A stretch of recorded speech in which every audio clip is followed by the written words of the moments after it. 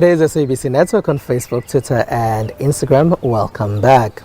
Let's go to the Durban University of Technology to speak about the role that universities can play in their technology departments when it comes to the fight against COVID-19. Ebrahim, Asmal, thank you very much for being a part of our network. Maybe if you can start by telling us about the work that you guys are doing as Luban Labs. The Luban workshop is commissioned and working with the USAF, which is University of South Africa, who the CEO is Professor Bawa, and we've been commissioned to help assist government in the fight against COVID-19. We have a number of different projects that are currently running. One of them, as you see, is the 3D printing lab. We are printing face shields and distributing them free of charge to hospitals, basically frontline medical workers, to basically protect them. There are also a number of other projects that DUT is involved in, the Luban workshop and DUT as a whole, which is the data collection, data analysis models that we are currently running, and we have two projects running at the moment. One is by Professor Jinabai, Sibia and Thakur, who are working on a data analysis package for epidemiology and how to government to quickly respond to hotspots by using the models that they have created. We also have Professor Monique Marks, who is part of the Urban Future Center, who is working very closely with eTechmini Council and especially the Deputy Mayor in working with the homeless people and drug-related issues, where they are looking at how we're going to reduce the social and economic impact of COVID-19 with them. And that project, that they've been working tirelessly on that project as well.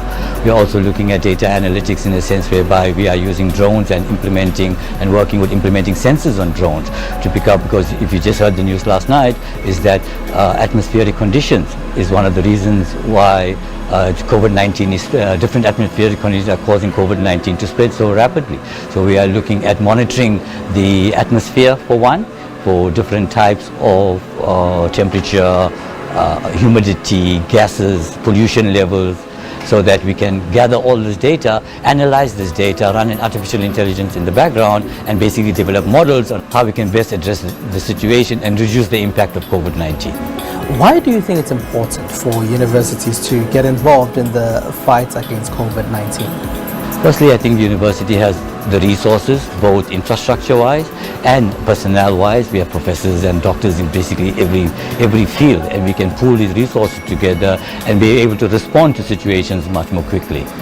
A question we've heard over and over again in the past is whether African universities can offer solutions to some of our problems. With all your manufacturers being closed down, there is a huge shortage of PPE equipment. And labs like this, and even privateers, can get together with a 3D printer at home. If you have the right 3D printer and the resources that go with it, like the PLA, you'll be able to print things like face shields. And 3D printing has come a long way. We can now print, prototype a number of different projects, items very, very quickly, like the face masks that we are printing. Our first prototype took 5.5 hours to print. We've redesigned, working with the mechanical engineering department, and we brought it right down to 24 minutes for the ones we are currently printing. Our new design will take between 10 and 12 minutes to print, and basically to fill the gap in industry right now, unavailability of products. And labs like this can be commissioned to basically fill that gap very, very quickly.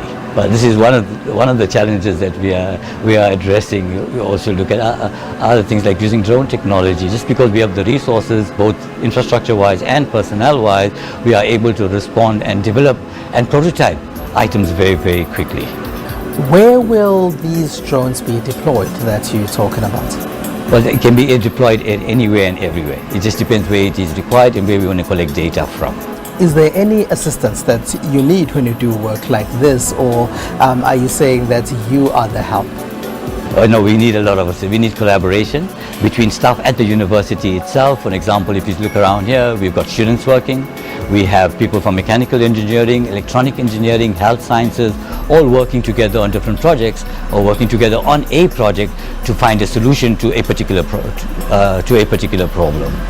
We've heard about other initiatives in different universities. For example, are there any chances or opportunities for collaboration in future?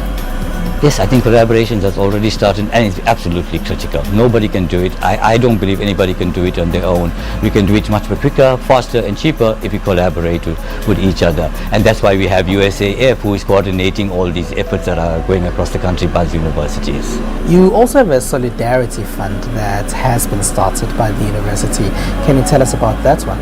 Well, at DUT last week at the Senex meeting or the executive meeting, they decided to create a solidarity fund in order to help students and staff once we get back. And I think at the moment it's 5% of all management salary for the next 3 months will go towards this fund. And already they've already picked up a million rand. The rest of us are asked to contribute voluntarily to this fund. That will help both the university, the students and the staff with any issues that might arise.